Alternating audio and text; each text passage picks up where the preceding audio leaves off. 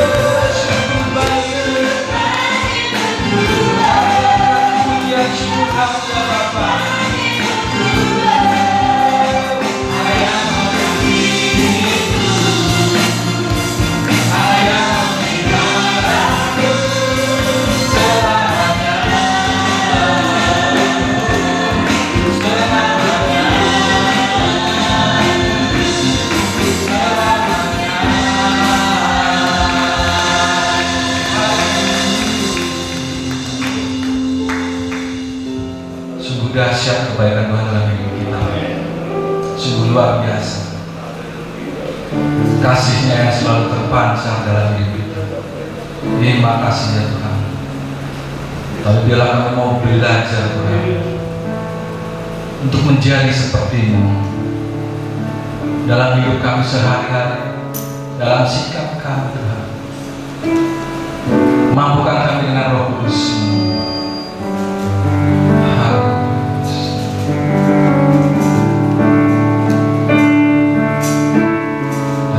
Akan menyia-nyiakan kesetiaan-Mu Tuhan.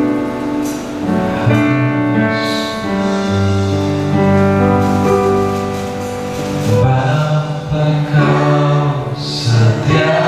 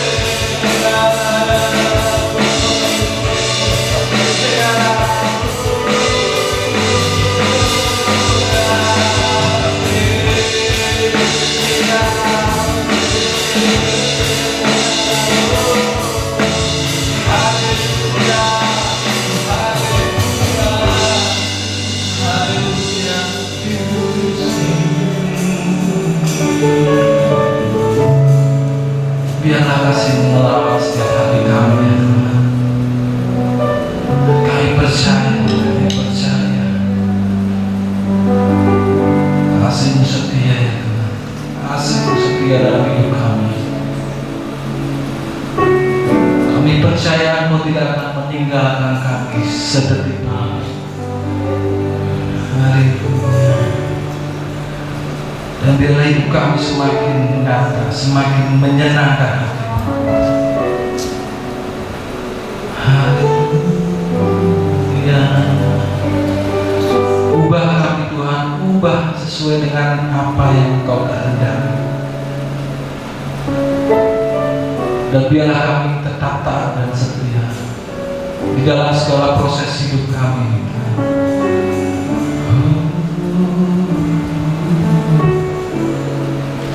Haleluya Yesus. Ubahkan kami.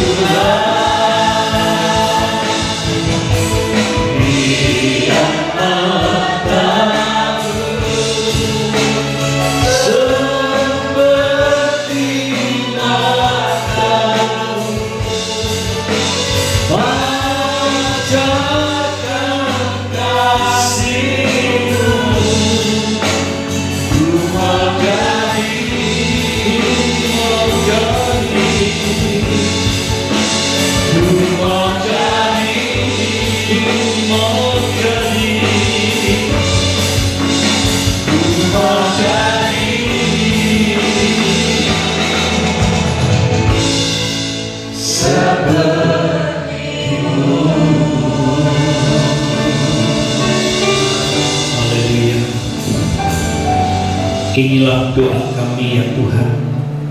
Kami mau seperti Engkau. Kami rindu saat ini untuk mempersiapkan kehidupan kami gereja-Mu, benar-benar menjadikan satu gereja yang siap siaga. Kapanpun waktunya kami siap sedia Tuhan. Oleh karenanya kuduskan hati kami, layakan kami. Biarkan pada saat ini kami tahu 2-3 orang berkumpul atas nama-Mu, Engkau ada tengah-tengah kami. Kami yakin percaya Tuhan, Engkau hadir dan melawat setiap kami. Biarkan kami merindukan, tenggelamkan kami semuanya Tuhan di dalam hadirat-Mu, sehingga kami sungguh-sungguh mengalami dan kami sungguh merasakan benar-benar Tuhan pemulihan segala sesuatu Tuhan nyatakan atas hidup kami. Ubah setiap hati kami menjadikan kehidupan yang sungguh seperti Engkau Kristus. Oleh karenanya saat ini Tuhan, kami datang menghampiri tata kudus-Mu.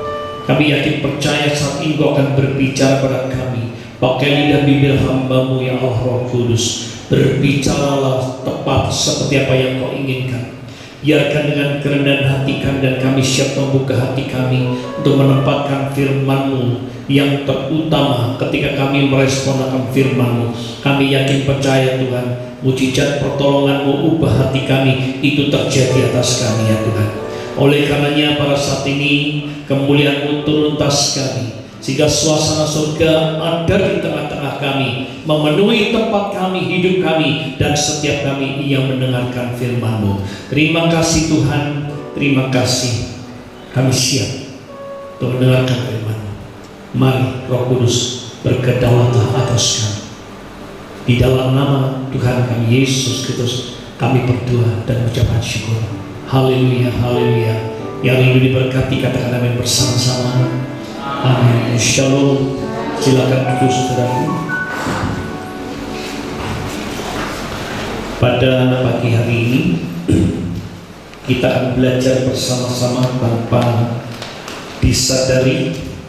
Hari ini sudah tanggal 20 bulan Desember dan kita akan tahu bahwa tinggal 11 hari lagi kita akan meninggalkan tahun 2020 dan kita akan memasuki tahun 2021.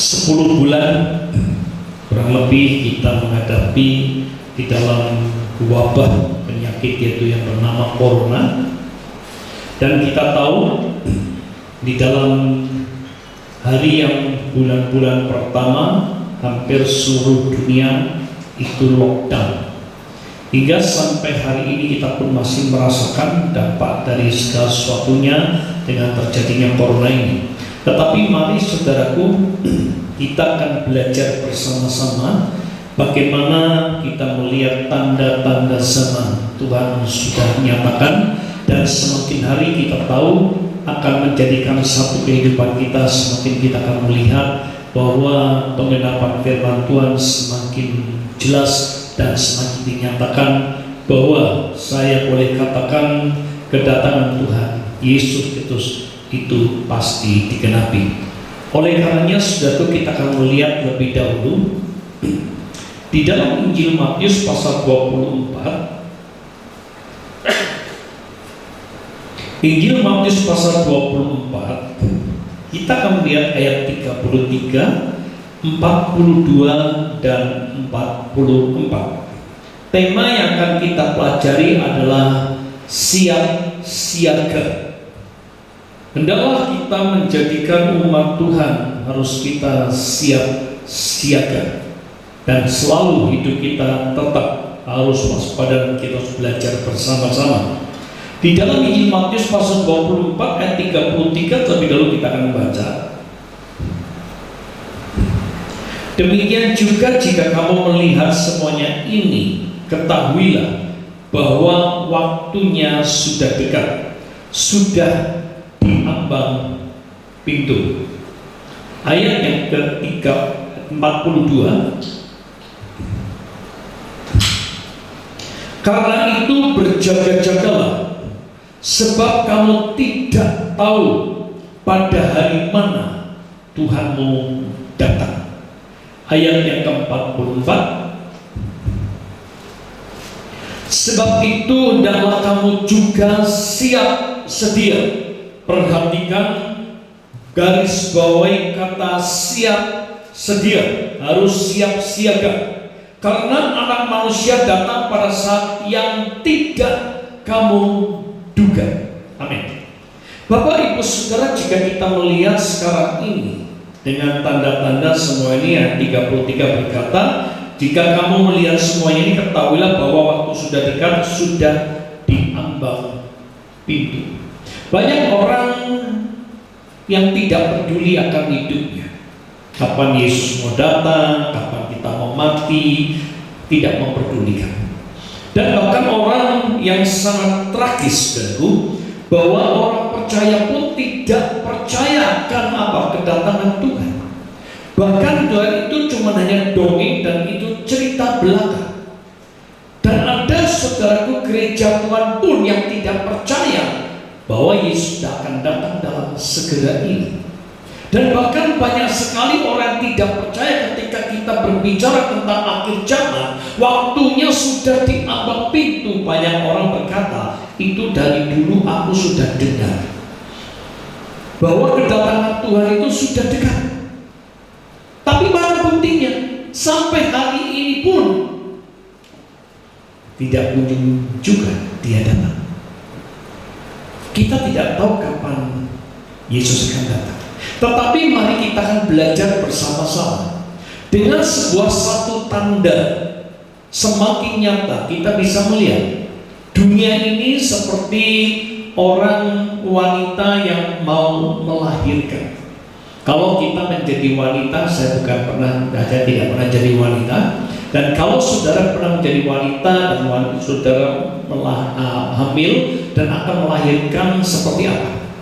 Itu gejolak daripada orang mau melahirkan itu bertambah sakit, bertambah tidak karu-karuan, dan hingga sampai saudara ketuban itu menjadi pecah. Itu sangat luar biasa prosesnya. Kedatangan Tuhan itu juga sama, digambarkan seperti orang yang mau melahirkan. Kita lihat tanda-tanda zaman dari dulu dan sekarang. Saudara, waktu saya kecil itu bisa dihitung. Dengan adanya gempa bumi bisa dihitung. Tetapi sekarang hampir setiap hari itu terjadi. Dan saudara bisa melihat peningkatan terjadi. Kita bisa melihat bahkan Tuhan berkata, Tuhan akan mengoncangkan langit dan bumi. Saudara bisa lihat sekarang ini gejala-gejala daripada semua gejolak dunia sangat mengerikan. Kalau kita mau mengikuti dengan adanya tanda-tanda zaman akhir. Oleh karenanya saudaraku, kita lihat sekarang ini sedang diperhadapkan oleh wabah penyakit. Wabah penyakit semakin kesini saudaraku, semakin luar biasa. Namanya baik-baik, wah enak didengar, tapi itu mematikan saudara.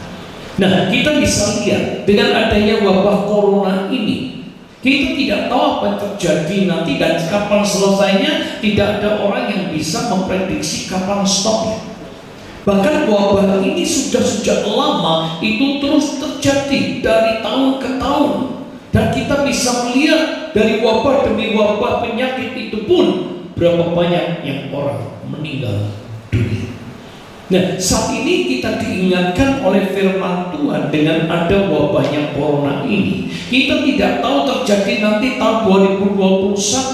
Apakah itu akan tetap baik atau hilang atau bertambah? Kita tidak ada satupun yang tahu. Tetapi mari, dengan ada tanda-tanda seperti ini, kita harus waspada, harus berjaga-jaga dan siap-siaga. Kita bisa melihat dengan hari-hari terakhir ini, orang akan semakin egois. Dan kita bisa melihat kehidupan sehari-hari, bisa dilihat. Dan berapa banyak orang yang sama ketika kita masuk di dalam orang yang beragama, sudah diajarkan bahwa hidup kita harus sesuai dengan firman Allah. Tetapi kita bisa melihat bahwa terjadi antara kehidupan apa diajarkan dengan kelakuan kita tidak sama. Oleh karenanya kita bisa melihat politik sekarang ini tidak sesuai dengan firman Allah. Kita bisa melihat, saudaraku, menjadikan satu kedurhakaan semakin luar biasa. Karena keegoisan manusia, kita bisa melihat hari-hari ini kita diberhadapkan oleh banyak hal. Tentang berapa banyak orang kecewa karena tidak puas akan apa ada yang ada di dunia ini. Akhirnya, saudaraku, mereka membenci. Kebencian mulai terlontar antara manusia dengan manusia. Maka firman Tuhan berkata bangsa dan bangsa akan saling melawan. Dan kita bisa tahu orang luar akan menjadi saudara, tetapi keluarga akan menjadi musuh. Kita bisa melihat dan kita mau belajar bersama-sama. Tanda zaman ini, roh pemberontakan semakin luar biasa. Mari kita akan project bersama-sama, saudara, di dalam rohani kita, supaya kita bersiaga agar kita berjaga-jaga. Firman Allah berkata semuanya baru. Kita ini dengan adanya semuanya sudah di ujung tombak. Harus belajar bersama-sama kita, gereja Tuhan harus siap-siaga. Dengan kita melihat dunia semakin porak-poranda, dosa semakin luar biasa, maka begitu besar kasih Allah kepada dunia ini, kasih Bapa kepada dunia ini, diberikannya Yesus Kristus lahir di muka bumi ini. Ini adalah bulan Desember yang Tuhan memberikan kasih-Nya yang luar biasa bagi kehidupan setiap manusia. Dan kita bisa melihat ketika Yesus datang di dunia ini dengan satu tujuan, agar semua orang itu diselamatkan. Tidak ada satupun yang ditolak. Tetapi saudaraku, semua itu keputusan dalam kehidupan manusia itu sendiri. Mau tidak, kita mau mengikuti dengan aturan apa yang Tuhan kehendaki. Semua tanda ini, saudaraku, semakin hari semakin jelas. Dan kita bisa melihat sekarang ini kelakuan manusia belajar. Anak-anak sekarang dengan anak-anak dulu waktu saya masih muda sangatlah berbeda. Dulu apa kata orang tua, anak itu harus nurut. Zaman sekarang tidak bisa. Malah justru orang tua harus nurut sama anak. Berbeda zamannya. Dan kita bisa melihat, saudara, dulu orang hidup pas-pasan masih tetap enjoy, tetap menikmati. Dan saudara bisa lihat saat ini, kita bisa melihat tanda-tanda zaman ini, bahwa saudaraku, tanpa disadari, orang dulu, ya saudaraku, sekalipun hidupnya sederhana, tidak kaya, tetapi saudaraku punya tempat, punya rumah yang besar, saudaraku, dan juga kita bisa melihat halamannya luas, rumahnya besar, segala sesuatunya, WC-nya aja seperti kamar sendiri, saudaraku. Ya, 4x4, 4x6 itu zaman dulu. Baknya aja tuh saya bisa kungkung dan bisa berenang di situ. Itu zaman dulu. Zaman sekarang dan zaman dulu pun kita bisa melihat, sekalipun dia sederhana, tetapi anaknya itu banyak. Ada yang 11, ada 12, ya, ada yang lebih dari itu banyak sekali. Ya, kita itu pun juga mereka enjoy, menikmati. Zaman sekarang segala sesuatunya sudah berubah. Semua rumah kecil, mobil kecil, segala sesuatu kecil, anak juga dibatasi. Ya, semuanya bapak ibu semua harus kerja, semua kerja, semua dan kita bisa melihat sangat berbeda dengan orang zaman dulu. Nah, bapak ibu saudaraku, marilah bagaimana kita belajar bersama-sama firman yang akan kita pelajari siap-siaga dengan satu tujuan yang sangat penting adalah, mari adalah kita mengkoreksi diri kita, bagaimana rohani kita, bagaimana kita apakah sudah memperhatikan dengan baik tentang rohani kita, karena kita tahu firman Tuhan mencatat bahwa ketika Yesus datang yang kedua kalinya, bahwa itu akan terjadi yang namanya rapture atau pengangkatan. Yakinkah ketika Yesus datang, kita ini adalah orang-orang yang diangkat oleh Tuhan?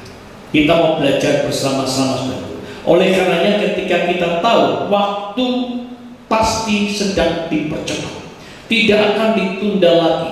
Tuhan tidak akan menunggu semua orang itu bertobat. Semua ini tergantung dari manusia itu sendiri. Tetapi mari, hendaklah gereja Tuhan siapapun kita yang mendengarkan firman Allah di tempat ini maupun dimanapun kita berada, mari siap siaga, karena kita tidak tahu kapan waktu Tuhan akan datang. Tadi kita sudah baca firman Allah, kedatangan Tuhan tidak satupun yang kita, saudaraku, tidak kita duga. Mari belajarlah bersama-sama. Mari saudaraku, kita akan kembali kepada inti firman Allah yang akan kita pelajari bersama-sama. Kita lihat dalam Injil Matius pasal yang ke-25. Injil Matius pasal 25 akan saya bacakan di dalam ayat 1 sampai ayat yang ke-13. Satu perumpamaan ini kita akan belajar bersama-sama bagaimana kehidupan rohani kita, persiapan kita pada hari-hari ini. Apakah hidup kita benar-benar menjadi orang-orang yang berkenan di hati Tuhan, atau yang suam kuku? Injil Matius pasal 25 1 sampai 13 dengan judul perikop adalah gadis-gadis yang bijaksana dan gadis-gadis yang bodoh. Pada waktu itu hal kerajaan surga seumpama 10 gadis yang mengambil pelitanya dan pergi menyongsong mempelai laki-laki. 5 diantaranya bodoh dan 5 bijaksana. Gadis yang bodoh itu membawa pelitanya, perhatikan, dia membawa pelitanya tetapi tidak membawa minyak.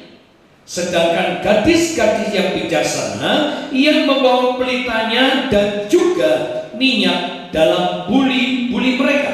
Perhatikan 5, tetapi karena mempelai itu lama tidak datang juga, mengantuklah mereka semua lalu tidur. Waktu tengah malam terdengarlah suara orang berseru, "Mempelai datang, songsonglah dia." Gadis-gadis itu pun bangun semuanya, lalu membereskan pelita mereka. Gadis-gadis yang bodoh berkata kepada gadis-gadis yang bijaksana, "Berikanlah kami sedikit dari minyakmu itu, sebab pelita kami hampir padam." Tetapi jawab gadis-gadis yang bijaksana itu, "Tidak, nanti tidak cukup untuk kami dan untuk kamu. Lebih baik kamu pergi kepada penjual minyak dan beli di situ."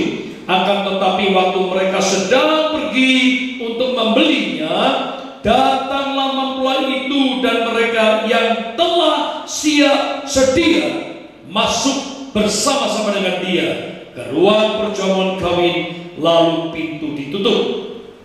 Kemudian datang juga gadis-gadis yang lain itu dan berkata, "Tuan, Tuan, bukakanlah kami pintu." Perhatikan 12 dan 13. Tetapi ia menjawab, "Aku berkata kepadamu, sesungguhnya aku tidak mengenal kamu. Karena itu berjaga-jagalah, sebab kamu tidak tahu akan hari maupun akan saatnya." Amin. Bapak, Ibu, Saudara, kita akan belajar bersama-sama menjadikan di mana posisi kita. Apakah posisi kita menjadi wanita yang bijaksana atau yang bodoh? Banyak gereja saat ini, saudaraku, kalau Yesus datang, itu banyak pasti yang belum siap sedia. Kita melihat bahwa sekarang ini gereja sedang tidur.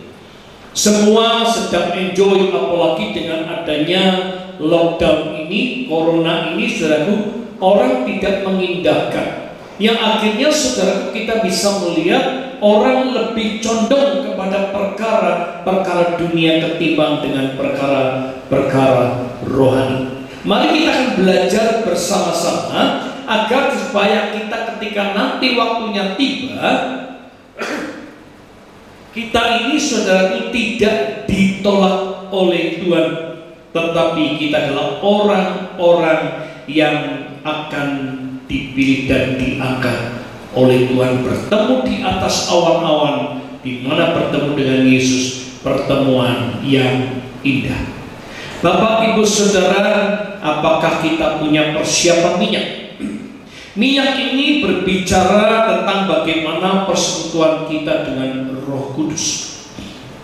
Bagaimana hidup kita, punyakah hidup kita, saudaraku, hubungan baik dengan Roh Kudus? Hubungan erat dengan Roh Tuhan. Bagaimana hidup kita? Apakah sudah kita semakin dekat atau semakin tidak? Bisakah kita sekarang ini bisa dilihat bagaimana doa kita? Kita bisa dilihat bagaimana kerinduan kita untuk bertemu dengan Tuhan, ibadah kepada Tuhan. Bagaimana apakah kita rindu sungguh-sungguh, saudaraku, ada persekutuan yang erat, kita membaca firman Tuhan? Apakah kita punya persekutuan yang baik ketika kita bisa menyembah dan memuji Tuhan dengan baik? Berapa banyak hidup kita gereja Tuhan sekalipun kita bisa melakukan ini, tetapi juga gereja sudah kehilangan yang namanya kasih. Sekalipun kita bisa berkata dengan bahasa malaikat, bahasa manusia yang luar biasa, pengetahuan yang luar biasa, iman yang luar biasa, tetapi tidak didasari dengan kasih, itu sama saja tidak ada faedahnya. Mari kita belajar bersama-sama di dalam kita menyongsong waktu yang Tuhan sedang berikan, menjadikan satu kedatangan Tuhan. Kita tidak tahu kapan saatnya, tetapi marilah hendaklah kita siap siaga. Kapanpun hendaklah kita siaga. Maka kita bisa dilihat, saudaraku, minyak bisa berbicara tentang apa? Tentang bagaimana persekutuan kita dengan Tuhan. Bagaimana, saudaraku, selain daripada kita bersekutu dengan Roh Kudus, bagaimana pengenalan kita akan Yesus Kristus? Banyak orang berkata, ya aku tahu Yesus Kristus itu Tuhan. Apakah kita mengenal secara pribadi siapakah Yesus Kristus itu yang sebenarnya? Apakah kita punya persekutuan baik supaya kita bisa mengenal secara pribadi dengan baik? Bapak Ibu Saudaraku, mari kita bisa melihat. Kalau sekarang ini kita bisa melihat, saudaraku, bahwa sebagian wanita yang bodoh itu tidak punya minyak, saudara, di mana menjadikan satu tidak membawa minyak. Banyak orang sekarang ini sama seperti orang yang bodoh. Saya tidak mengatakan saudara bodoh, tidak, tetapi kita akan project dan kita akan belajar bersama-sama. Kita bisa melihat seperti apa. Mari saudaraku, ada dua contoh yang saya bawakan, di mana menjadikan satu kehidupan kita. Apakah kita bisa cek rohani kita dengan sungguh-sungguh? Apakah kita punya persekutuan baik dengan Tuhan? Ataukah hidup kita, saudaraku, mengenal siapa Tuhan yang sebenarnya? Apa yang Tuhan inginkan dalam kehidupan kita, sudahkah kita melakukan dengan benar? Apa yang Tuhan sudah ajarkan bagi kita, sudahkah kita melakukan dengan benar? Contoh yang pertama, saudaraku, kita akan melihat di dalam Yohanes pasal yang ke-6.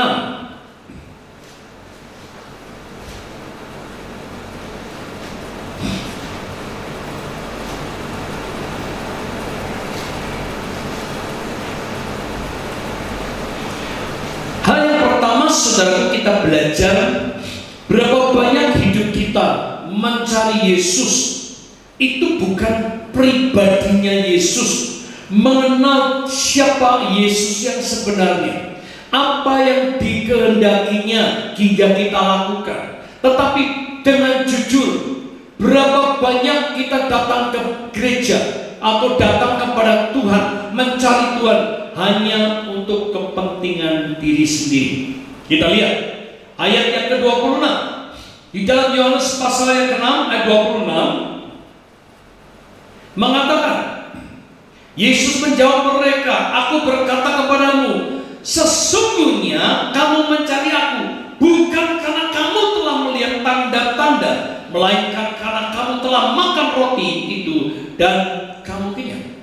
Berapa banyak orang datang kepada Tuhan cuma hanya mencari mujizat, pertolongannya, itu tidak salah. Tetapi prioritas yang utama adalah kita mencari sumbernya. Di Ketika menjadikan banyak orang sekarang ini mencari berkat, terlebih di dalam keadaan sulit ini, banyak orang mencari datang kepada Tuhan. Kenapa? Sulit, banyak hutang. Supaya apa? Hutangnya lunas. Itu saudara, motivasinya sudah berbeda. Bukan Tuhan, tetapi dengan dia merindukan mujizatnya dinyatakan karena kita membutuhkan pertolongan Tuhan. Itu baik, tetapi tujuan bukan di situ. Iman kita ini harus kepada iman kepada Yesus, dan kita memiliki iman Yesus yang ada dalam hidup kita, bukan iman sementara. Banyak orang hidup dalam iman sementara. Iman sementara ini sudah apa yang kita imani, ketika terjadi di situ selesai. Dan disinilah saudara, kalau kita punya iman kepada Kristus, apa saja, sekalipun hidup kita susah, sekalipun kita harus menderita karena Kristus, tetapi dengan bentuk apapun, Yesus sekali, dan itu untuk selama-lamanya. Dia tidak pernah berubah, dan dia tidak mau meninggalkan Kristus. Tetapi berapa banyak orang ketika ia mencari Tuhan, ketika dia tidak ditolong, akhirnya apa? Kecewa, akhirnya sakit hati. Saudaraku, hidupnya tidak sesuai dengan firman Allah. Motivasinya karena mujizat, motivasinya karena hidup pertolongannya. Karena apa? Hanya sebatas makanan doang. Tidak mencari rohani yang sebenarnya, mengenal Tuhan yang sesungguhnya. Siapakah Yesus itu yang sesungguhnya? Inilah yang harus kita gali, supaya kita mengenal secara pribadi siapa Yesus itu sebenarnya. Bapak, Ibu, Saudara, inilah contoh menjadikan satu tidak mengherankan. Begitu ada masalah, ada godaan, ada persoalan, akhirnya mereka meninggalkan Tuhan. Kita bisa melihat murid-murid Yesus, ketika dia kemanapun Yesus mengadakan tanda mujizat, berapa ratus orang yang berbondong-bondong mengikut Kristus. Tapi ketika Kristus ditangkap, ketika Yesus ditangkap, semua orang menyangka meninggalkan Kristus. Inilah saudara, bagaimana hidup kita saat ini. Maka firman Tuhan mencatat, kesungguhan banyak orang yang dipanggil, sedikit yang dipilih. Karena kualitas rohaninya itu harus diukur, seberapa besarkah kita mencintai Tuhan di dalam hidup kita. Bapak, Ibu, Saudara, marilah kita belajar. Kita datang kepada Kristus, motivasinya. Apakah kita hidupku sudah dibeli dengan mahal, sehingga aku tidak mau melakukan hal yang menyakiti hati Tuhan, sekalipun itu bisa terjadi? Tetapi mari, jika kita diingatkan oleh firman Allah, mari perbaiki hidup kita, minta ampun. Mari kita kembali dengan cara Tuhan yang benar. Inilah yang Tuhan inginkan dalam kehidupan kita. Tetapi berapa banyak hidup kita yang punya motivasi yang sangat berbeda. Datang sama Tuhan pasti itu ada mujizat. Kalau Tuhan tidak mendatangkan mujizat, apakah kita masih beriman pada Kristus? Karena jawaban doa itu ada 3. Ya, tunggu, dan tidak. Apabila Tuhan tidak mengizinkan, sekalipun ini dijawab oleh Tuhan, apakah saudara kecewa? Inilah kita bisa melihat motivasi yang sesungguhnya. Hal yang kedua, contoh yang kedua, kita lihat di dalam Markus pasal yang ke-10.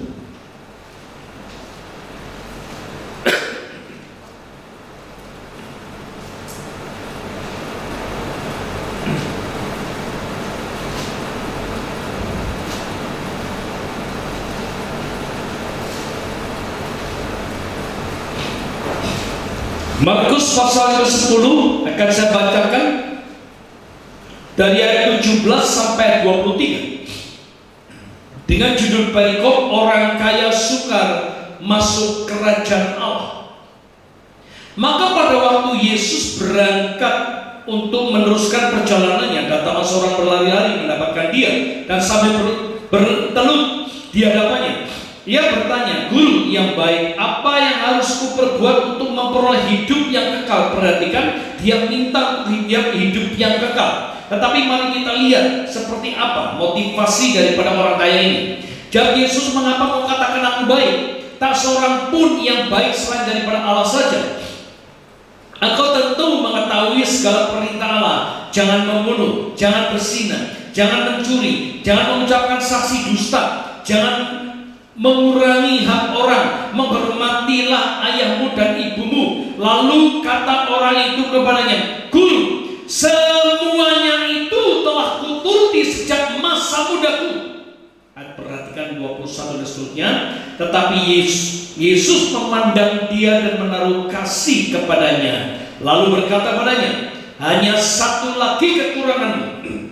Pergilah, jualah apa yang kau miliki dan berikanlah itu kepada orang-orang miskin, maka engkau akan beroleh harta di surga. Kemudian datanglah kemari dan ikutlah aku." Mendengar perkataan itu, ia menjadi apa? Kecewa, lalu pergi dengan sedih sebab banyak hartanya. Bapak, Ibu, Saudara, kita bisa melihat bahwa menjadikan satu, memang alangkah sukarnya orang kaya masuk dalam kerajaan surga. Bukan berarti saya mencela orang yang kaya, tidak. Tetapi motivasi. Motivasi itu memang mengutamakan, memprioritaskan Tuhan itu mana? Harta atau Kristus? Ketika Tuhan berkata, "Jualah semuanya itu dan berikanlah kepada orang miskin," berarti itu tanda kita tidak punya apa-apa. Lalu mengikutlah Tuhan dengan tujuan adalah hidup yang kekal. Tetapi kita bisa melihat motivasi daripada saudaraku banyak orang yang sungguh diberkati, tetapi hatinya bukan kepada sumbernya, bukan kepada Kristus, tetapi kepada harta. Di mana 1 Timotius pasal 6 ayat 10 dengan jelas, mencintai uang itu akar segala kejahatan. Kenapa? Tujuannya cuma hanya materi, dan materi, bukan Tuhan. Dan ingat, ketika kita mati, semua harta yang ada di bumi ini tidak ada satupun yang kita bisa bawa. Semua itu ditinggal. Bukti, saudara punya gelar 100 sekalipun, 100 embel-embel sampai 100, nggak salah, saudara pintar. Tetapi jika saudara meninggal, apakah itu masih disebut Tidak. Cuma hanya diganti almarhum atau almarhumah, namanya titik. Harta saudara boleh punya, tapi lihat, ketika kau meninggal, apakah ada harta yang kita bawa? Kau boleh punya mobil luar biasa, tetapi ketika engkau mau dibawa ke kuburan, itu pun harus sewa ambulan. Nggak yang pakai Ferrarimu, Rolls Royce-mu, tidak. Itu pun sewa. Ketika kau punya kasur harga 1 miliar atau 4 miliar, 7 miliar, 10 miliar, boleh. Tetapi ingat, ketika engkau meninggal, kau akan hanya tidur di dalam peti dan itu ditutup, tidak ada gunanya. Engkau punya rumah dimanapun, setiap negara, setiap kota kau punya rumah, boleh. Tetapi ingat, ketika kau mati, cuma hanya 2 kali 3, dan itu pun sudah ditutup dan ditinggal, tidak ada artinya. Engkau boleh punya tubuh yang luar biasa, cantiknya luar biasa, gantengnya luar biasa, dengan tubuh yang sangat seksi kayak gitar, saudara. Ya, boleh. Itu kasih karunia Tuhan. Tetapi ingat, itu bukan yang terutama. Itu pun ketika engkau meninggal, engkau akan jadi apa kan? Jadi tengkorak, menakutkan. Nah, disinilah mari dalam prioritas kita, mana yang kita akan pilih, harta atau surga. Sekalipun banyak kita melihat perumpamaan ini, orang yang kaya ingin hidup yang kekal, namun hatinya masih tercondong kepada harta, harta, dan harta. Berapa banyak hari-hari terakhir ini orang hanya memikirkan harta, harta, dan harta. Kolose pasal 3, 1 dan 2 mengatakan, mari pikirkanlah di mana Kristus ada. Condongkan dia, bukan berdarah di mana Kristus ada, bukan hanya di bumi. Inilah waktunya kita siap-siaga. Bisa terjadi orang mati kapanpun mati bisa. Kapanpun Yesus akan datang, tidak pernah kita orang yang tahu kita duga. Tetapi adalah kita siap-siaga. Dan kita bisa melihat, inilah orang saudara, wanita yang bodoh. Hidupnya itu cuma apa? Tidak bawa minyak, cuma hanya menyalakan pelita pas-pasan. Hidupnya itu cuma hanya pas-pasan, imannya pas-pasan, pengetahuan firman-Nya juga pas-pasan. Tidak ngerti, makanya tertipulah oleh iblis. Inilah tanda-tanda zaman ini. Maka banyaklah nabi-nabi palsu terjadi. Ketika ia mengadakan mujizat, banyak orang condong ke sana dan tidak mau belajar kepada jemaat yang mula-mula. Yaitu di situ ada pengajaran rasul-rasul, menggali yang namanya firman dengan sungguh-sungguh. Motivasinya cuma hanya apa? Mujizat, mujizat, berkat, berkat, hanya itu. Oleh karenanya, bagaimana hidup kita? Mari kita akan mempersiapkan kehidupan kita, saudaraku, supaya apa yang harus kita lakukan untuk mempersiapkan ketika Yesus datang yang kedua kalinya, maka kita punya minyak. Kita punya, saudaraku, cadangan minyak yang luar biasa. Sekalipun dua-duanya, yang bijaksana dan yang bodoh, itu sama-sama saudaraku tertidur. Ketika Yesus datang yang kedua kali pun semua terperanjat, mempersiapkan sama-sama. Tetapi mari, bagaimana gereja Tuhan di hari-hari ini? Hendaklah harus bangun. Jangan engkau tertidur rohanimu. Inilah waktumu untuk engkau bersiap-siaga. Selagi waktu masih ada kesempatan, gunakanlah waktu kita dengan sebaik-baiknya. Ada 3 hal yang akan kita pelajari supaya kita dapat mempersiapkan hidup kita, yaitu mempersiapkan yaitu minyak untuk siap-siaga supaya hidup kita nantinya tidak ditolak dan tidak tertinggal. Hal yang pertama, untuk kita harus siap siaga. Hendaklah kita harus memiliki hubungan yang intim dengan Tuhan. Bagaimana hubungan kita saat ini? Bagaimana doamu saat ini? Firman Tuhan mencatat, saudaraku, dalam kau, mari ke kamar, tutup pintumu, dan engkau berlutut dan berdoa. Hari ini diingatkan oleh Tuhan 10 bulan lockdown. Lock artinya kunci, down kita duduk merendahkan diri di kaki Tuhan, mendengar suara Tuhan, dan kita akan punya hubungan erat dengan Tuhan. Kita bersekutu dengan Tuhan. Berapa banyak hidup kita yang suka berdoa di hari-hari ini? Dan banyak sekali orang sekarang tidak dilencengkan oleh saudaraku, oleh kuasa kegelapan, oleh iblis, oleh perkara-perkara dunia ini, hanya untuk mencari apa? Kesenangan daging, yaitu dunia ini. Hanya untuk itu ditujukan bekerja tanpa kita mengutamakan Tuhan. Yesus mengajarkan dalam siap sediakan engkau berjaga dengan aku 1 jam untuk kita berdoa kepada Tuhan. Berapa banyak kita sekarang ini doa, kadang-kadang doa saudaraku baru sekarang sepatah 2 kata amin, selesai. Apalagi kalau kita saudaraku, maaf, ini kita apalagi kalau kita lagi lapar, ya, wah gak ingat doa, yang penting udah makan, wih, ingat Roh Kudus kan, ayo berdoa, akhirnya mau amin. Seringkali saudaraku kita terjadi seperti itu, karena kita kesusu. Nah, oleh karenanya, mari tingkatkan diri kita untuk banyak berdoa. Di hari-hari ini kita lihat Yesus memberikan teladan. Hendaklah dia berdoa. Pagi-pagi dia berdoa, dan semua dia ada waktu dia berdoa. Ketika dia dicari orang, dia menyisihkan untuk apa? Berdoa, berdoa, dan berdoa. Punya hubungan erat Tuhan, komunikasi dengan Bapa di surga, untuk mengerti apa yang menjadi satu tugas yang harus kita lakukan. Berapa banyak sekarang ini gereja Tuhan sedang bertidur, tidak suka akan hal saudaraku tentang berdoa. Kita lihat terjadilah, mana kita lihat ada satu kebaktian kebangunan rohani. Kita adakan mujizat pertolongan Tuhan. Hamba Tuhan ini dipakai Tuhan luar biasa, penyembuhan luar biasa, hanya tumpang tangan sembuh.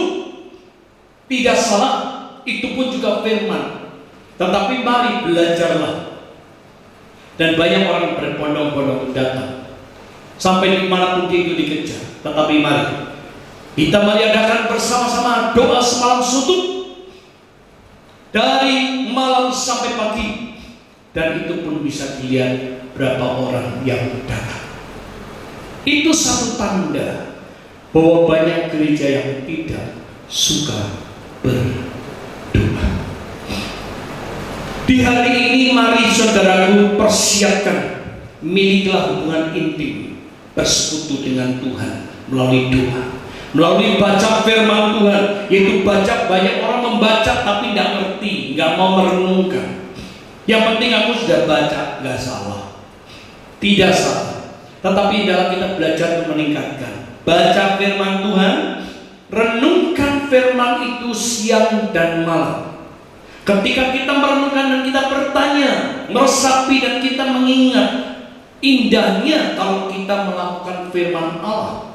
Kalau kita tidak mau berdoa atau tidak membaca firman, ada satu yang kehilangan dalam diri kita. Renungkan firman Tuhan dan lakukan. Inilah yang menjadi poin yang penting. Banyak orang yang tidak mau melakukan, integritasnya hilang di sini. Makanya orang datang ke gereja haleluya, begitu di luar sudah haleluya. Di sini mengatakan Tuhan, di sana mengatakan hantu. Berapa banyak saudaraku kehidupan kita karena kita tidak memiliki hubungan intim dengan Tuhan. Makanya ketika kita tidak memiliki hubungan intim dengan Tuhan, jangan salahkan ketika kita tertinggal. Kita bisa melihat saudaraku, menjadikan satu kehidupan kita yang luar biasa. Satu hal kita perlu belajar untuk kita merenungkan sejenak bagaimana kita hidup.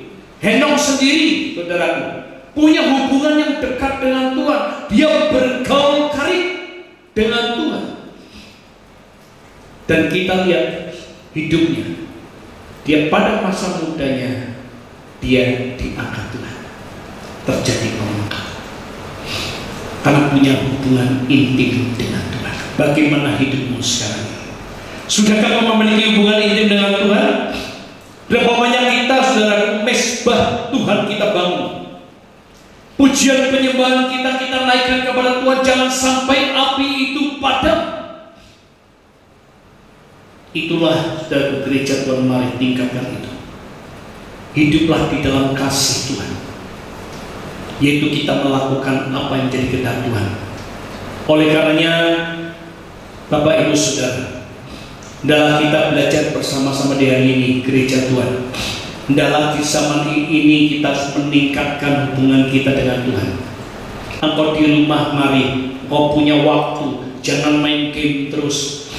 Ya, bangun baca firman, renungkan firman Tuhan. Engkau yang pengusaha, jangan hanya mencari duit-duit terus, carilah Tuhan. Ada waktu, sisihkan waktu engkau berdoa secara pribadi. Siapapun hidup kita, saudara dan saya, kita belajar bersama-sama. Inilah waktunya kita membangun, memiliki hubungan yang intim dan sangat intim dengan Tuhan. Kita yakin percaya ketika kita memiliki hubungan intim dengan Tuhan. Lihat peristiwa Henok, dia bergaul karib dengan Tuhan.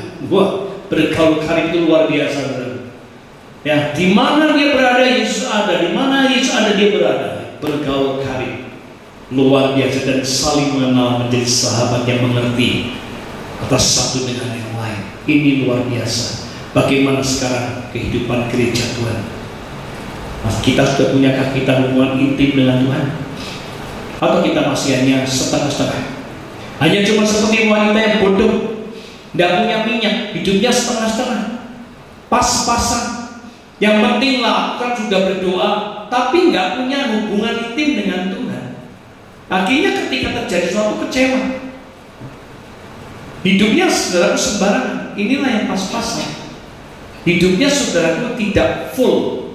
Kalau kita mengerti full, itu luar biasa. Maka saudara akan memiliki hubungan intim dengan Tuhan, karib dengan Tuhan. Makanya hubungan kita dekat, makanya saudaraku kita semakin mencintai Tuhan. Hal yang kedua,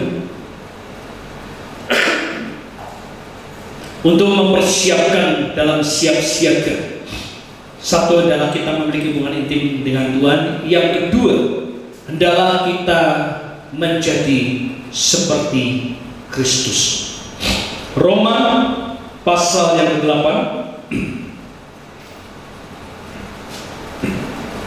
Roma pasal ke-8 ayat yang ke-29.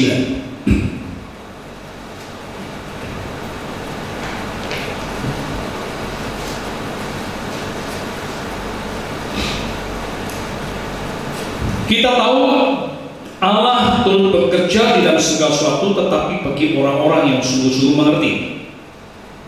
Kita lihat ayat 29. Yang kedua ini adalah kita menjadi seperti Kristus, supaya kita siap sedia, siap siaga. Mari, waktu yang ada adalah kita terus membangun hubungan intim dengan Tuhan, supaya kita seperti Kristus. Ayat 29.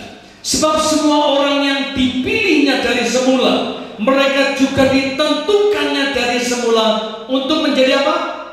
Serupa dengan gambaran anaknya, supaya ia anaknya itu menjadi yang sulung di antara banyak saudara. Dikatakan garis bawahi, menjadi serupa dengan gambaran Kristus. Sudahkah hidup kita benar-benar bisa dilihat hidup kita seperti Kristus? Oleh karenanya hendaklah kita keserupaan dengan Kristus. Ini sudah kita pelajari bersama-sama tentang gambar diri. Kita sudah masuk sana. Mari, hendaklah ketika kita melihat kehidupan teladan apa yang Yesus lakukan. Yesus, makanan Yesus adalah melakukan kehendak Bapa dan menyelesaikan. Apakah kita melakukan kehendaknya? Apakah kita melakukan firman-Nya? Apakah kita mau berkorban seperti Yesus? Mau rela mati? Mau meninggalkan semuanya? Seperti tadi orang kaya suruh meninggalkan hartanya, tidak mau untuk mengikut Kristus. Dia kecewa karena hartanya banyak. Apakah kita mau meninggalkan semua? Bagaimana hidup Tuhan Yesus memberikan teladan ketika ia ditangkap di salib. Dia menunjukkan kasihnya, kesabarannya, murah hati, semua luar biasa. Sehingga kemurahan hati inilah yang diberikan, hidupnya diberikan untuk sesama bagi orang yang berdosa. Yesus mengasihi kita ketika manusia masih berdosa, itu luar biasa. Sehingga tidak mengherankan ketika ia disalib, maka dia bisa melontarkan yang namanya murah hati, yaitu apa? Pengampunan. Berapa banyak hidup kita yang juga sulit untuk mengampuni. Kita lihat Yesus ketika disesat, Yesus ketika disalib, Yesus ketika dihina, diolok-olok, diludahi, dihina, dan saudaraku mengalami siksaan yang luar biasa bagi orang-orang yang belum mengenal akan Kristus yang sesungguhnya. Tetapi Yesus rela mau mati di kayu salib, sehingga sebelum dia mati dia mengatakan, ampunilah Bapa mereka semua, karena mereka tidak tahu apa yang mereka lakukan.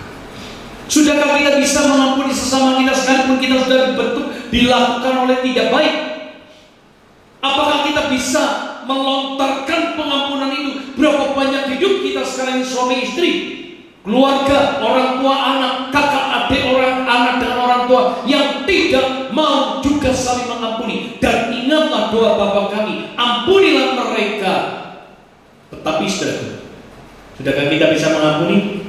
Karena firman Allah mencatat, jika engkau tidak mengampuni, maka Bapamu juga di surga tidak akan mengampunimu. Marilah kita belajar bersama-sama menjadikan satu hidup yang penuh dengan kerendahan hati, melepaskan hak kita semua, lepaskan semua untuk memberikan pengampunan bagi orang yang bersalah kepada kita. Tunjukkan kasih Allah, tunjukkan Yesus melakukan ketaatan. Ketika Ia disuruh dari surga turun ke bumi ini, hendaklah engkau menjadi yang menggantikan engkau dosa pemberontakan. Yesus mau menggantikan semua dan meninggalkan surga. Dia mentaati apa yang menjadi perintah Bapa. Maukah kita melakukan perintah Bapa dan mau taat kepada perintah Bapa? Hendaklah engkau saling mengasihi. Janganlah engkau menjadi pemberontak ataupun engkau, saudaraku, melakukan hal yang tidak berkenan di hati Tuhan. Mari, saudaraku, di hari-hari ini perlu kita kerendahan hati. Yesus menunjukkan kerendahan hati. Dia mau rela mati, bahkan Dia rela mati dan setia sampai di kayu salib. Setia. Apakah kita tetap setia? Inilah saudara kita tidak seperti Kristus. Menjadikan kehidupan kita, hendaklah kita tunjukkan kasih ini. Mari, perkataan kita jangan suka kita menyakiti orang. Jangan kita suka mulut ini dipakai untuk kita mengabarkan gosip, menjelekkan orang. Pakailah mulut kita, bibir kita untuk memuji dan memuliakan Allah. Janganlah kita menyakiti, menjadi batu sandungan bagi orang lain, menghina yang miskin. Dalam mulut kita penuh dengan berkat. Dalam mulut kita penuh dengan pujian, dengan satu, yaitu Yesus dimuliakan melalui kehidupan kita. Inilah saudaraku yang perlu kita siap-siapkan, perlu kita benahi dengan satu tujuan, supaya ketika Yesus datang yang kedua kali, kita akan bertemu di atas awan-awan, yaitu rapture yang pertama. Hendaklah kita siap siaga. Inilah waktunya, kesempatan selagi waktu masih ada. Persiapkan hidup kita dengan sungguh-sungguh. Janganlah engkau tunda. Ketika Roh Allah berbicara, jangan keraskan hatimu, lakukan dengan sungguh-sungguh. Inilah waktunya, kesempatan yang Tuhan berikan. Karena kedatangan Tuhan tidak ada satupun yang tahu. Firman Tuhan mencatat, Yesus datang seperti pencuri. Tidak ada satupun yang kita tahu. Tetapi mari, belajarlah untuk kau siap-siaga. Selagi waktu masih ada, belajarlah memiliki hubungan intim dengan Tuhan, maka hidupmu akan menjadi seperti Kristus. Hal yang ketiga, di dalam kehidupan kita perlu kita belajar bersama-sama. Yang ketiga ini, saudaraku, hendaklah kita hidup bertekun dan berjaga-jaga. Bertekun dan berjaga-jaga dalam kehidupan kita mempertahankan rohani kita. Di dalam Matius pasal 28 tadi, 25 tadi, saudaraku, kita bisa melihat, kalau saudara bisa lihat, mulai dari ayat yang ke-8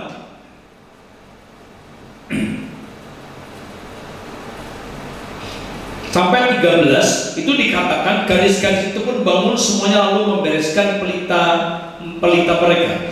Gadis-gadis yang bodoh berkata kepada gadis-gadis yang bijaksana, berikanlah kami sedikit dan minyakmu itu, sebab pelita kami hampir padam. Tetapi jawab gadis-gadis bijaksana itu, tidak, nanti kami tidak cukup untuk kami dan untuk kamu, lebih baik kamu pergi kepada penjual minyak dan beli di situ. Akan tetapi waktu mereka sedang pergi untuk membelinya, datanglah mempelai itu dan mereka yang telah siap sedia masuk bersama-sama dengan dia ke ruang perjamuan kawin, lalu pintu ditutup. Kemudian datanglah juga gadis-gadis yang lain, yaitu yang bodoh itu, dan berkata, Tuhan, Tuhan, bukakanlah kami pintu. Tetapi ia menjawab, aku berkata kepadamu, sesungguhnya aku tidak mengenal kamu. Karena itu berjaga-jagalah, sebab kamu tidak tahu akan hari maupun akan saatnya. Disinilah, saudaraku, menjadikan satu kehidupan kita seringkali tanpa disadari kita semua gereja belum siap-siap. Inilah sebagai satu tanda ketidaksiagaan manusia gereja Tuhan. Banyak orang melakukan sesuatu. Kalau kita melihat lebih digali kepada jemaat di Laodikia, itu itu kita akan lebih diperjelas. Mereka melakukan ini tetapi suam-suam kuku. Inilah saudara, orang yang suam-suam kuku itu akan dimuntahkan oleh Tuhan. Mari kita mau belajar menjadikan kehidupan kita untuk berjaga-jaga, untuk kita melakukan sesungguhnya. Jangan sampai kita cuma hanya separuh-separuh, tapi tunjukkan kita supaya siap sedia. Inilah yang Tuhan inginkan, siap sedia. Harus hidup kita bertekun menghadapi apapun goncangan yang ada di dunia. Tetap bertekun dan berjaga-jaga. Waspadalah hidup kita dan hiduplah penuh. Andalkan Tuhan sepenuhnya, bukan dengan kekuatan. Bapak Ibu Saudaraku, mari siapapun kita, sudahkah kita siap sedia berjaga-jaga? Hari ini kita akan belajar supaya kau siap berjaga-jagalah, menjadikan satu inilah yang sangat penting dalam kehidupan kita, menjadikan satu kita memikirkan perkara-perkara surgawi yang lebih utama dalam kehidupan kita. Jangan terlambat saat kita menunggu waktu Tuhan. Ini sudah waktunya Tuhan, sudah kedatangan Tuhan di ujung tombak. Kita tidak tahu apa yang terjadi. Saya masih ingat ketika SCTV berapa tahun yang lalu, sudah cukup lama, mengatakan dunia akan kiamat hanya tinggal 3 menit. 3 menit saja. Ya, itu dunia pun saja itu menyadari dan dia mengatakan bahwa akan terjadi hari kiamat itu tinggal 3 menit.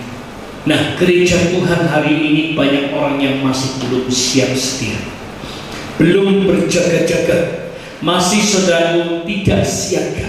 Ketika mereka tidur terperanjat, dan ada yang siap, ada yang tidak. Inilah waktunya firman Tuhan mengajarkan kita adalah kita siap siaga. 3 hal yang kita pelajari bersama-sama, menjadikan kehidupan kita milikilah hubungan dengan Tuhan semakin erat, menjadikan kehidupan kita sungguh-sungguh saudaraku. Marilah menjadikan satu memiliki hubungan intim dengan Tuhan, sehingga hidup kita seperti Kristus.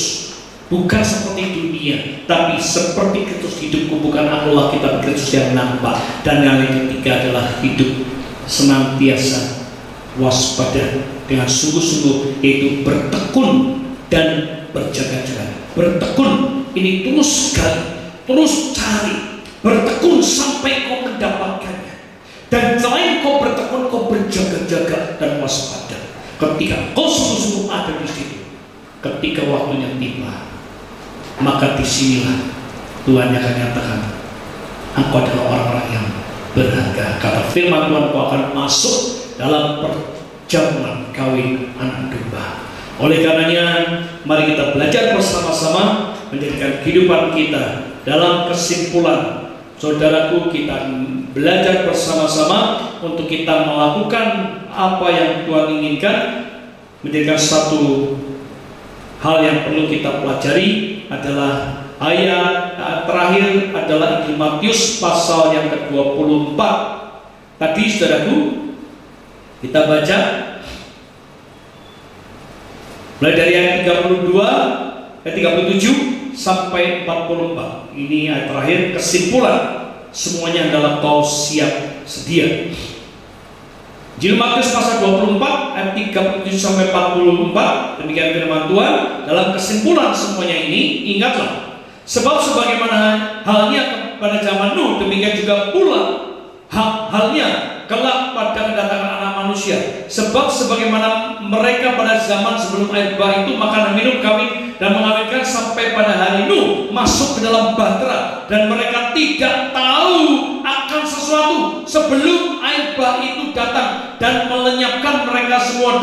Demikianlah pula halnya kelak pada kedatangan anak manusia. Pada waktu itu kalau ada 2 orang di ladang, yang seorang akan dibawa, yang lain akan ditinggalkan. Kalau ada 2 orang perempuan sedang memutar batu kilangan, yang seorang dibawa akan dibawa dan yang lain akan ditinggalkan. Karena itu berjaga-jaga, sebab kamu tidak tahu pada hari mana Tuhanmu datang. Tetapi ketahuilah, jika tuan rumah tahu pada waktu mana, pada waktu malam hari pencuri akan datang, sudahlah pasti ia berjaga-jaga dan tidak akan membiarkan rumahnya dibongkar. Perhatikan 44. Sebab itu adalah kamu juga siap sedia, karena anak manusia datang pada saat yang tidak kamu duga.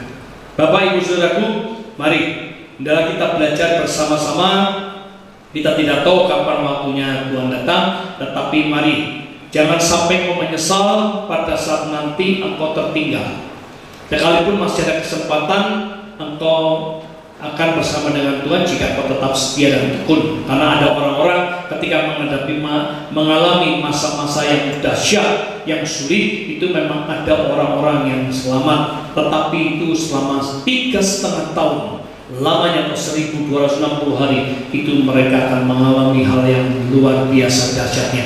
Belum pernah terjadi dan tidak akan pernah terjadi lagi, kata firman Allah. Oleh karenanya sebelum kita, saudaraku, masuk ke sana, jangan sampai tujuan firman Allah ini, jangan sampai kita, saudaraku, nanti di dalam kita rapture yang kedua, apalagi kita dihukum, saudaraku. Tapi adalah kita siap-siaga untuk kita menjelang menyongsong kedatangan Tuhan yang pertama, yaitu di atas awan-awan. Makanya jangan sampai menyesal pada saat engkau, jangan lengah hari-hari ini. Persiapkan dirimu, persiapkan sungguh-sungguh. Mulailah hidup kita mulai berubah. Hidup kita mari tingkatkan hidup kita untuk mendekat pada Tuhan. Adalah kita hidup seperti Kristus, dan kita tetap tekun, terus tekun dan belajar, tetap sambil berjaga-jaga. Maka telah waktu hidupmu sungguh dan berjaga dalam kekudusanmu dengan sungguh-sungguh. Dan selagi waktu masih ada, pulihkan segala sesuatu. Minta sama Tuhan. Saya yakin percaya ketika waktunya tiba, ketika engkau mengerti yang menjadi Allah, maka disinilah engkau adalah orang-orang yang sangat berharga. Maka namamu tertulis dalam buku kehidupannya, dan engkau akan bersama-sama dengan Tuhan untuk selama-lamanya, bertemu di atas awan-awan dan masuk surga untuk selama-lamanya. Tuhan Yesus memberkati kita semua. Menjadi satu perenungan bagi hidup kita. Marilah saudaraku, kita belajar bersama-sama. Adalah kita membangun bersama-sama iman, pembangunan rohani yang sungguh-sungguh terjadi atas kehidupan kita. Jangan kita lengah, jangan sampai kita santai-santai. Ini waktunya untuk kita siap-siaga sampai Yesus datangnya kedua kalinya. Jangan pernah kau undur, jangan pernah engkau menjadikan satu lelah, tetapi adalah ini saatnya engkau hidup mengenapi firman Tuhan. Kita bangkit berdiri bersama-sama.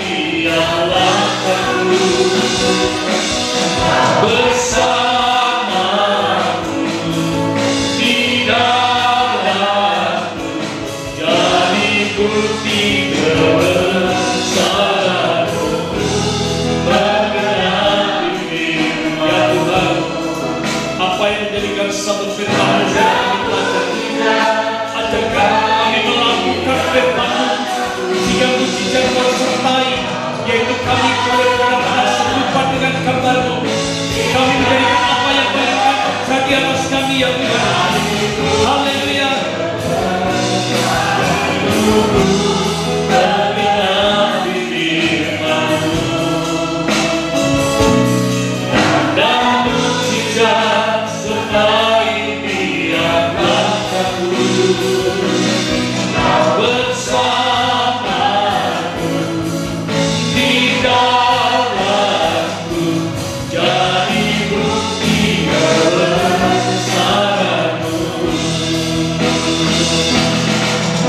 bersamaku di dalamku, jadi bukti kebesaranmu. Kau bersamaku di dalamku, jadi bukti kebesaranmu. Kita akan koreksi kehidupan kita. Selagi waktu masih ada kesempatan, jangan sia-siakan waktu. Bagaimana motivasimu ketika engkau datang kepada Kristus? Bagaimana rohanimu di saat-saat hari terakhir ini? Apakah hidupmu seperti wanita yang bodoh pas-pasan? Tidak sungguh-sungguh, separuh-separuh, suam-suam kuku. Inilah waktunya, kesempatan yang Tuhan masih berikan. Hendaklah engkau lebih giat lagi mau bersekutu dengan Tuhan, memiliki hubungan intim dengan Tuhan, sehingga kau menjadi hidupmu bukan seperti dunia ini, tetapi hidupmu seperti Kristus yang ada. Dan tetaplah hidupmu selalu terus tekun belajar, tekun memperbaiki, tekun terus dan berjaga-jaga sampai Yesus datang yang kedua kalinya. Jangan sampai gereja Tuhan menjadi tidur. Inilah waktunya kita untuk pergi menjadi saksi, melakukan apa yang Tuhan inginkan semaksimal mungkin, segiat-giat mungkin. Kita lakukan apa yang Tuhan kehendaki, sehingga ketika kita menyelesaikan semuanya, maka kita tahu kita menanti yaitu upah, yaitu mahkota demi mahkota yang Tuhan sediakan bagi kehidupan kita. Bukan hanya saja mahkota kehidupan, tetapi terus kita minta sama Tuhan. Selagi waktu masih ada kesempatan, janganlah kau sia-siakan waktu. Inilah kesempatan yang Tuhan sedang berikan atas hidup kita. Belajar dan belajar dan belajar. Sekalipun kita tahu kita tidak mampu, tapi ada Roh Kudus yang memberikan kemampuan bagi kita untuk kita melakukan apa yang jadi Tuhan inginkan. Biarkan gereja Tuhan hari-hari ini, janganlah kita tertidur. Marilah janganlah engkau suam-suam, tapi jadilah persediaan minyak ini selalu ada. Persediaan yang sungguh-sungguh itu terjadi atas hidup kita. Oleh karenanya, biarkan pada pagi siang ini, biarkan firman Allah mengajarkan kepada kita semua. Mari, jangan keraskan hatimu, jangan kita memiliki motivasi yang lain. Mari, hanya Tuhan, semua Tuhan, apa yang Tuhan inginkan, itulah yang kita lakukan. Terus tekun dan terus berjaga-jaga, waspada, dan lakukan yang terbaik, semua untuk kemuliaan Tuhan. Karena kita tahu semua dari Tuhan, oleh Tuhan, dan semuanya kehormatan dan kemuliaan Tuhan. Terima kasih Tuhan, terima kasih. Kami berdoa dalam setiap kami ya Tuhan yang mendengarkan firman-Mu. Kami yakin ketika kami meresponi firman-Mu, dan apapun saja permasalahan kehidupan, Tuhan Kau menolong kami. Yang sakit Tuhan Kau sembuhkan, yang susah Tuhan hibur setiap kami. Terlebih dalam rohani kami ya Tuhan yang mungkin stagnan atau kami suam-suam kuku. Ketika firman-Mu Kau mengajarkan kami, biarkan kami terus bertekun mencari, berjaga-jaga terus Tuhan, supaya kami kelak pasti kami mendapati apa yang Kau inginkan dalam hidup kami. Terima kasih Tuhan. Terima kasih kami berdoa untuk negara dan bangsa Indonesia ini. Biarkan terus menyatakan Tuhan kemurahan-Mu bagi oknum-oknum yang akan menghancurkan negara bangsa Indonesia ini. Biarkan Tuhan sadarkan mereka untuk mereka juga bertobat dan menerima Kau menjadi Tuhan dan Juru Selamat secara pribadi. Ampuni mereka dan ampuni bangsa kami. Ampuni pemerintah yang tidak melakukan firman-Mu. Ampuni Tuhan, ampuni bangsa kami, ampuni gereja-gereja-Mu. Biarkan saat ini Tuhan waktunya kami pulihkan kami dan kami merindukan Tuhan. Terjadilah lawatan Allah bagi bangsa Indonesia ini, dan pulau-pulau diberkati, biar penuaian jiwa-jiwa terjadi atas Indonesia dan bahkan bangsa-bangsa yang lain. Bahkan bumi ini dipenuhi oleh kemuliaan-Mu, dan kami merindukan Tuhan. Jadikan kami menjadi pelaku-pelaku firman-Mu, dan kami boleh menjadi saksi. Terima kasih Tuhan, terima kasih untuk kota kami ini. Berkati kami semuanya, dan kami Kau melawat kami semakin hari semakin kami lekat dan dekat dan mengerti akan kehendak-Mu. Terima kasih Bapa, terima kasih, terima kasih, terima kasih. kami memuji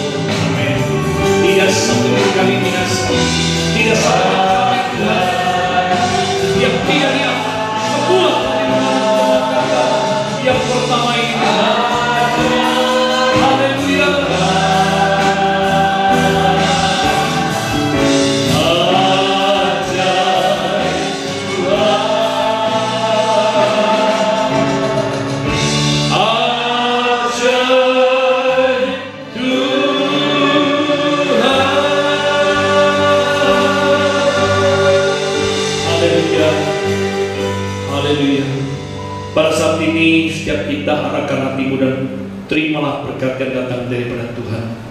Tuhan memberkati engkau dan melindungi engkau. Tuhan menyinari engkau dengan wajahnya dan memberi engkau kasih karunia.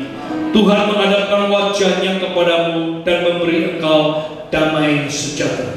Biarkan cinta kasih Tuhan Yesus Kristus, cinta dari Bapa, cinta daripada Roh Kudus menyertaimu, sehingga segala sesuatunya engkau mendatangkan damai dalam kehidupanmu. Segala sesuatu biarkan lebih dekat dan lebih erat dengan Tuhan dalam hidupmu. Biarkan pada saat ini persekutuan Roh Kudus menyertai dalam kehidupanmu sampai Yesus datang yang kedua kalinya.